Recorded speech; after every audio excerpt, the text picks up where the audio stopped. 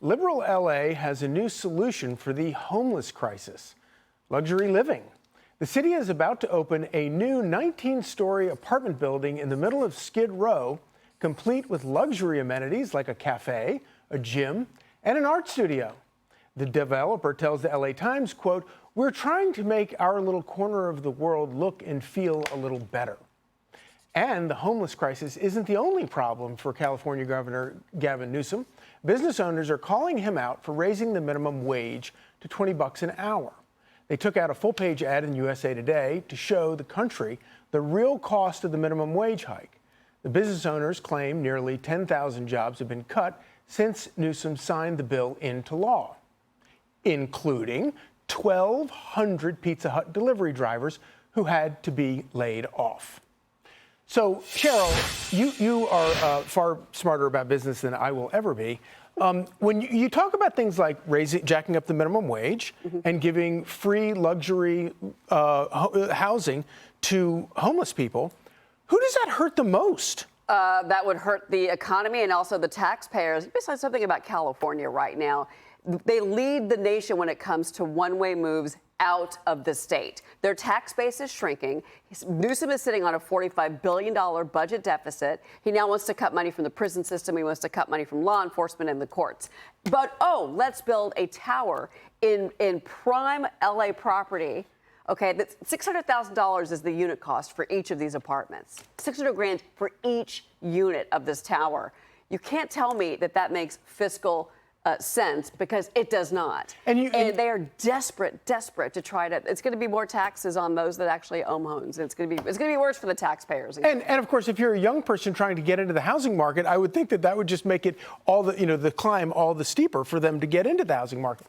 Joey, look at some of the things that they're going to talk about. Defunding the police. Democrats love to say, we're not really in favor of defunding the police. Yes, they are. They want to cut $97 million from trial courts operations, $80 million from the Department of Corrections, $10 million from DOJ's Division of Law Enforcement. So is this going to make quality of life in L.A. better? You know, the libertarian in me wants to say, hey, some of those aren't too bad. Cut some of that federal spending, some of that federal pork. But these are also parts of the government that are a constitutional protection of our rights as citizens. We have a right to go to court and defend ourselves, and to have proper representation, and to have proper adjudication of things that we're concerned about. You start cutting the courts, look at the ripple effect of how people's lives are rocked. Look at what President Trump's going through right now. If his conviction is appealed and he's an innocent man, what if there weren't the resources for that? And that hangs over his head for 10 years instead of 2. Now put yourself in that situation in a state like California, where they've got a ban on everything and they've got a code against everything, and you almost have to go argue just to live your life freely. Yeah.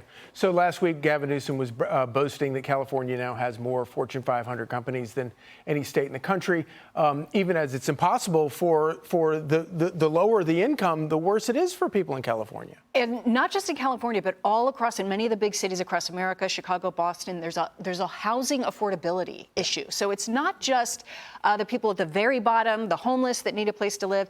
It's well above that. You talked about young couples. It's also anyone living close to the poverty line. They cannot afford a home, and this is an issue for cities. Cities have been trying to work and address this. This crisis with the migrants coming in, this is also affecting cities, affecting city budgets. And this is not.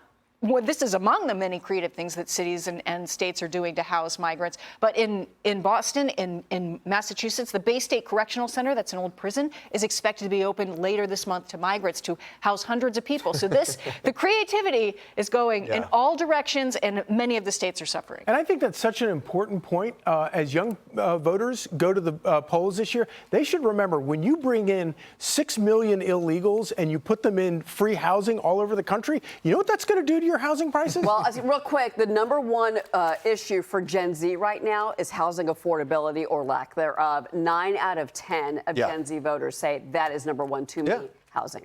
It's incredible. And one of the reasons they're fleeing cities. Yep. It's incredible. Hi, everyone. I'm Brian Kilmeade. I want you to do me a favor. I want you to click to subscribe to the Fox News YouTube page. This is the only way that I know for sure that you're not going to miss any great commentary, any great news bites, any great interviews coming your way on Fox. You can get it all here on YouTube. So subscribe right now.